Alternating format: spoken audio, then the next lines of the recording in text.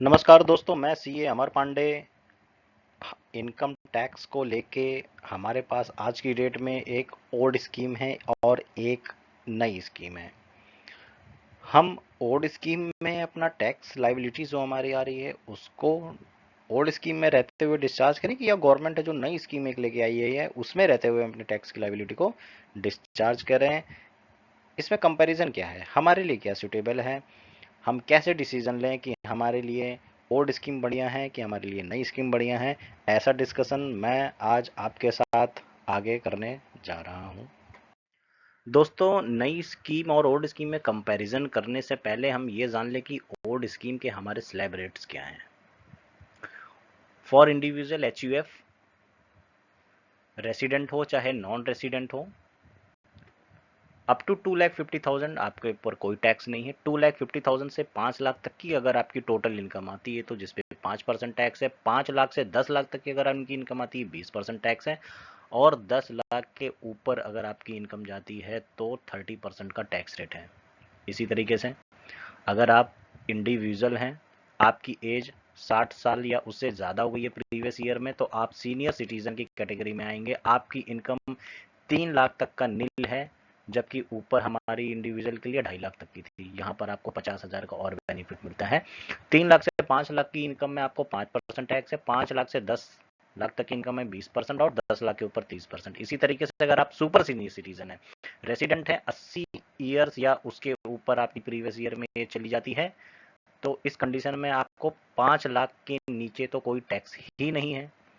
और 5 लाख से 10 लाख तक आपको 20% है। उसके बाद 10 लाख के ऊपर आपको 30% टैक्स है। दोस्तों, गवर्नमेंट एक नई स्कीम लेके आई है इनकम टैक्स में अंडर सेक्शन 115 BAC।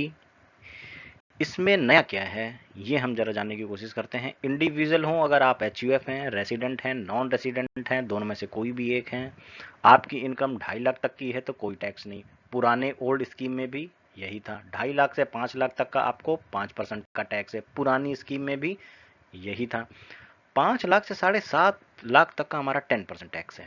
यहाँ पर पहले हमारा 20% रेट में आ रहा था। ये 7.5 लाख से 10 लाख तक का हमारा 15% है। ये भी पहले हमारे 20% का रेट आ रहा था। यहाँ पर हमारा पहले 20 आ रहा था, 10% का हमको फायदा है। यहाँ पर हमारा 5% का हमको फायदा है। 10 लाख से 12.5 लाख तक का इसी तरीके से आपको 20% आ रहा था, जहाँ पर ओल्ड स्कीम में आपका ये 30% का था। 12,50,000 से 15 लाख तक का आपका ये 25% है, जो पहले 30% था। और 15 लाख के ऊपर आपका 30% है, जो पहले भी 30% था। अच्छा, अब हम ये देखते हैं कि देखने में तो ये स्कीम हमारी जितनी भी है टैक्स रेट इसमें है जो कम है पुराने के मुकाबले, तो ये हमारे लिए सही है कि नहीं। हमारे टैक्स लाइबिलिटी जो बन के आएगी, अगर हम पुरानी स्कीम से निकालें तो वो कितनी आएगी, और नई स्कीम से निकालें वो कितनी आएगी। क्या हमारी टैक्स लाइबिलिटी पुरानी स्कीम में कम आएगी या नई स्कीम में कम आएगी, वो डिसीजन हम कैसे लें वो हम आगे आने वाली स्लाइड्स में देखने की कोशिश करते हैं जरा।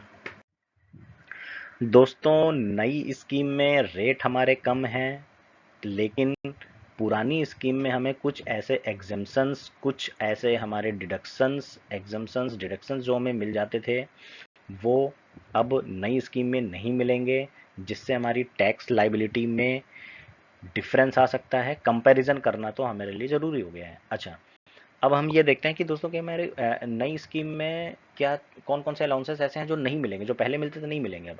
लीव ट्रैवल अलाउंसेस, अगर आपको लीव ट्रैवल अलाउंसेस पहले मिलता था अब नहीं ले पाएंगे। हाउस रेंट अलाउंसेस, दोस्तों हाउस रेंट अलाउंसेस तो मोस्ट ऑब्लिक केसेस में बहुत सारे लोगों को मिल जाता था, अब नहीं मिलेगा।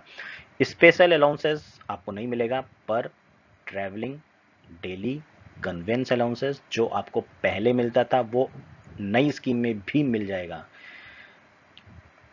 स्टैंडर्ड डिडक्शन, दोस्तों जो आपको पहले स्टैंडर्ड डिडक्शन 50,000 का जो सैलरी में मिल जाता था ना, वो नहीं मिलेगा अब। इंटरटेनमेंट अलाउंसेस अगर आपको पहले मिल जाता था नई स्कीम में नहीं मिल पाएगा।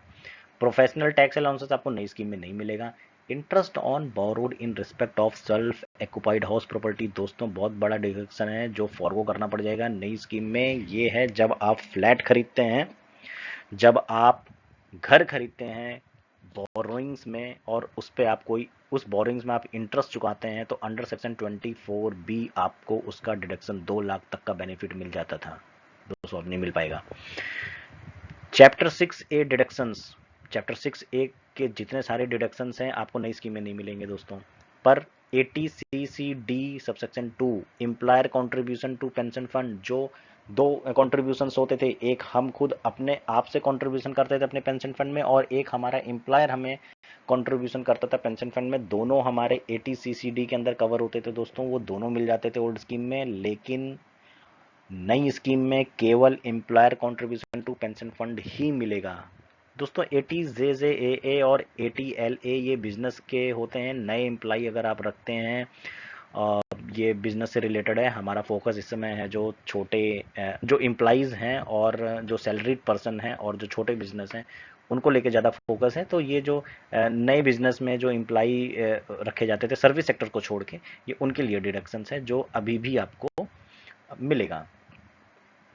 Section 1017, section 1032, section 10AA, section 31, 2A, section 32AD, 33AB, ये सारे सेक्शंस हैं दोस्तों। ये मैं आमतौर पे समझता हूँ कि बहुत सारे ऐसे नेचर ऑफ इंडिविजुअल्स हैं या HUF हैं या जो हैं जो बिजनेस से रिलेटेड हैं, वो थोड़ा सा कम रहते हैं। इनका डिस्कशन आज करेंगे तो बहुत लंबा है, जो स्लाइड्स बहुत लंबी चली जाएगी, तो इसलिए मैंने बहुत सारी चीज़ें हटा दे रहे हैं।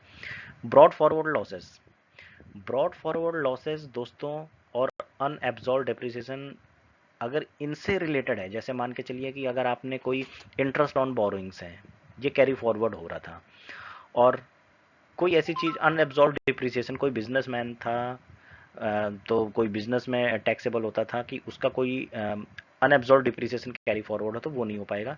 Current year house property losses भी आपका किसी दूसरे हेड में नहीं सेट ऑफ हो पाएगा। Current year house property losses in the sense, अगर आपको हाउस प्रॉपर्टी में लॉस आ जाता था interest on boring capital self occupied house property को दिखा के, जैसे ये आ गया आपका, देखिए ये, अगर इसमें आपका लॉस आ जाता था तो ये आपका है जो इसमें सेट ऑफ नहीं हो पाएगा। दोस्तों हमारे जो एम्प्लॉय वर्ग हैं, जो इनकम फ्रॉम सैलरी पाने वाले वर्ग हैं, वो पुरानी स्कीम में हम ये थोड़ा सा है जो ब्रीफ में जानने की कोशिश करेंगे कि हम मोटा मोटा कौन कौन से अलाउंसेस, कौन कौन से डिडक्शंस ले लेते थे और वो अब हम नई स्कीम में नहीं ले पाएंगे। जिससे एक हम डिसीजन मेकिंग में डिसीजन करने में एक हमको सहूलियत मिल जाएगी, हमारी टैक्स लाइबिलिटी कितनी आएगी कितनी नहीं आएगी पुरानी स्कीम और नई स्कीम्स को लेके। दोस्तों पहले लीव ट्रैवल अलाउंसेस, जी हाँ, लीव ट्रैवल अलाउंसेस पहले आपको ओल्ड स्कीम में मिल जाता था, अब नहीं ले पाएंगे, नई स्कीम में नहीं ले पाएंगे। स्टैंडर्ड डिडक्शन दोस्तों आपको 50,000 का पहले डिडक्शन मिल जाता था ओल्ड स्कीम में, अब आप नई स्कीम में नहीं ले पाएंगे। इंटरटेनमेंट अलाउंसेस दोस्तों, आपको इंटरटेनमेंट अलाउंसेस दोस्तों आपको पहले अवेलेबल था, अब नहीं अवेलेबल है नई स्कीम में। प्रोफेशनल टैक्सेशन आपको पहले अवेलेबल था, अब नहीं है।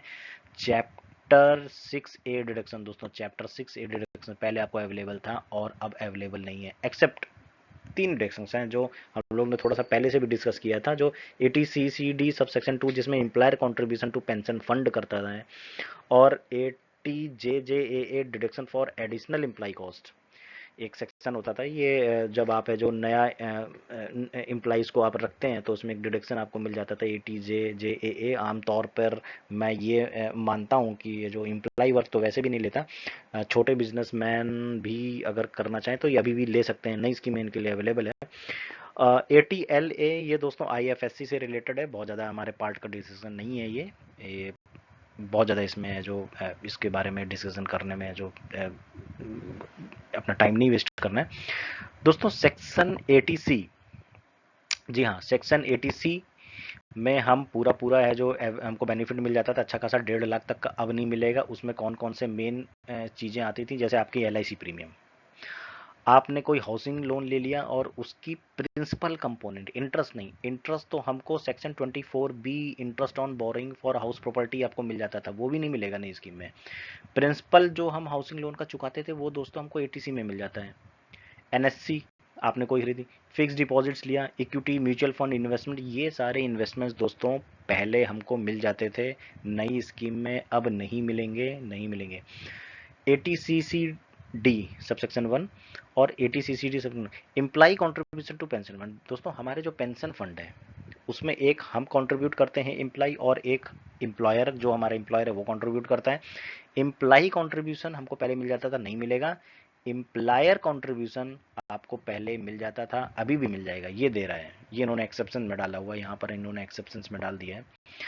इंटरेस्ट ऑन बोरिंग ये मैंने आपसे जो डिस्कस कर लिया, ये मिल जाएगा आपको ओल्ड स्कीम में, पुरानी स्कीम में नहीं मिलेगा। Current year house property losses, अगर हमें हाउस प्रॉपर्टी में कोई लॉस आ जाता है तो वो हम क्या करते हैं, हम किसी भी हेड ऑफ इनकम में, हमारी इनकम फ्रॉम बिजनेस है, हमारी इनकम फ्रॉम सैलरी है, हमारी इनकम फ्रॉम अदर सोर्सेस है, उस सब में हम इसको एडजस्ट कर सकते हैं हम। तो पहले कर सकते थे लेकिन अब नहीं कर पाएंगे दोस्तों। तो ये सारे हैं जो हमारी चीज़ें हैं, जिस कुछ हमको मिलेंगी, कुछ नहीं मिलेंगी, और वो मैंने डिस्कस कर लिया आपसे। अब हम लोग थोड़ा सा आगे देखते हैं, आगे इसमें क्या डिसीजन हम ले सकते हैं इनके बेसिस में। दोस्तों नई स्कीम में गवर्नमेंट ने हमसे कुछ अलाउंसेस, कुछ हमसे डिडक्शंस हमसे फॉरगो करा लिए हैं, जिसके बदले उन्होंने हमको simplified rate of tax, come rate of tax हमको ऑफर किए हैं। अब गवर्नमेंट ने एक चेक दोस्तों और लगाया है कि आप नई स्कीम लेना चाहते हैं कि पुरानी स्कीम लेना चाहते हैं। सबसे पहले तो इन दोनों में से आपकी डिस्क्रिशन है कि आप चाहे ओल्ड स्कीम में रहें या आप नई स्कीम में रहें, वो आपकी डिस्क्रिशन है, आप दोनों में से कोई भी एक ऑप्ट कर सकते हैं। दोस्तों इंडिविजुअल हैं और आप एचयूएफ हैं और कोई बिजनेस नहीं कर रहे हैं, not carrying on any business and profession, जैसे मतलब इनकम फ्रॉम सैलरी है आपकी, आप सैलरीड पर्सन, आप एम्प्लॉई हैं कहीं पे, आप उस पर्टिकुलर, उस कंसर्न प्रीवियस ईयर, उस असेसमेंट ईयर की before due date of return, जो उस असेसमेंट ईयर की ड्यू डेट ऑफ रिटर्न होगी, उस ड्यू डेट ऑफ रिटर्न तक आप ये जरूर निश्चित कर लें कि आपको ओल्ड स्कीम में रहना है, नई स्कीम में रहना है, वहां पर आप अपना डिसीजन लें, वहां पर आप बता दें कि आपको नई स्कीम में रहना है। और एक बार आपने वो डिसीजन ले लिया तो उस असेसमेंट ईयर में वो डिसीजन आप चेंज नहीं कर सकते। फॉर एग्जांपल, अगर आपने पर्टिकुलर असेसमेंट ईयर में नई स्कीम ऑप्ट कर ली ड्यू डेट ऑफ रिटर्न के पहले, तो आप नई स्कीम में ही रहेंगे, फिर उस असेसमेंट ईयर में आप ओल्ड स्कीम ऑप्ट नहीं कर सकते हैं। हाँ, दूसरे असेसमेंट ईयर, जो आने वाला असेसमेंट ईयर होगा हमारा, उसमें आप कर सकते हैं, उसमें फिर आपको before due date of return उस असेसमेंट ईयर की आपको ये अपॉर्चुनिटी मिलेगी, आप फिर से एक डिसीजन लें उस असेसमेंट ईयर के रिलेशन में कि आप नई स्कीम में रहना चाहते हैं कि पुरानी स्कीम में रहना चाहते हैं। लेकिन दोस्तों जो बिजनेस कर रहे हैं, जो इंडिविजुअल एचयूएफ जो बिजनेस कर रहे हैं, प्रोफेशन में हैं, वो ध्यान से देख लें कि आप ड्यू डेट तक, ड्यू डेट ऑफ रिटर्न जो असेसमेंट ईयर होगी, उसमें आप ये डिसीजन ले सकते हैं कि आपको पुरानी स्कीम में रहना है कि नई स्कीम में रहना है। लेकिन एक बार अगर आपने डिसीजन ले लिया कि आपको नई स्कीम में रहना है, तो आप नई स्कीम में ही बने रहें, आप फिर कभी लौट के मत आइए पुरानी स्कीम में। लेकिन एक अपॉर्चुनिटी गवर्नमेंट ने और दे दी है कि आप है जो मान के चलिए कि आप पिछले 3 साल से नई स्कीम कर ले रहे हैं, अब आपको ऐसा लगता है कि नहीं, हमारे लिए नई स्कीम नहीं अच्छी है, हमसे इसको, हमारी इसमें जो टैक्स लायबिलिटी ज़्यादा बन रही है, एक चांस गवर्नमेंट देगी आपको कि आप पुरानी स्कीम में आ सकते हैं, आप पुरानी स्कीम ले सकते हैं, लेकिन फिर आप नई स्कीम नहीं ले सकते हैं। तो ये पॉइंट मैंने आपसे डिस्कस कर लिया। तो अगर इसको कॉम्पैक्ट करें तो ये कह सकते हैं कि जो इंडिविजुअल हैं, एचयूएफ हैं, जो बिजनेस नहीं कर रहे, जो सैलरीड पर्सन है, वो हर असेसमेंट ईयर में डिसीजन ले सकते हैं कि वो नई स्कीम में रहें कि पुरानी स्कीम में रहें। लेकिन जो बिजनेस कर रहे हैं इंडिविजुअल एचयूएफ, वो हर साल डिसीजन लेते, वो सिर्फ एक बार डिसीजन ले सकते हैं कि आपको नई स्कीम में रहना है, पुरानी स्कीम में रहना है। लेकिन अगर एक बार वो बाई डिफॉल्ट नई स्कीम में उन्होंने कहीं पर ले ली, तो वो हमेशा वो कैरी ऑन करना है उनको, नहीं करना चाहते तो एक अपॉर्चुनिटी उनको दी जाएगी, एक अपॉर्चुनिटी उनको दी जाएगी, तो वो उस अपॉर्चुनिटी को लेके पुरानी स्कीम में वापस आ जाएंगे, लेकिन वो वापस फिर नई स्कीम पूरी लाइफ टाइम में नहीं ले पाएंगे दोस्तों।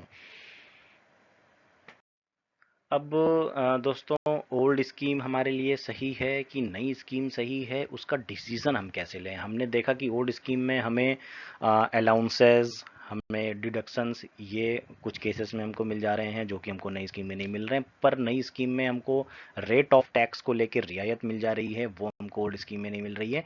तो हमारे लिए बेस्ट क्या है दोस्तों? सबसे बेस्ट तरीका तो ये है कि आप सबसे पहले कंपेयर करें, अगर आप कर पा रहे हैं तो। जी हाँ, आप अपनी टोटल टैक्स निकालें, टोटल टोटल इनकम के साथ ओल्ड स्कीम की और नई स्कीम के हिसाब से उसकी टोटल इनकम निकाल के उसका टैक्स निकाल लें।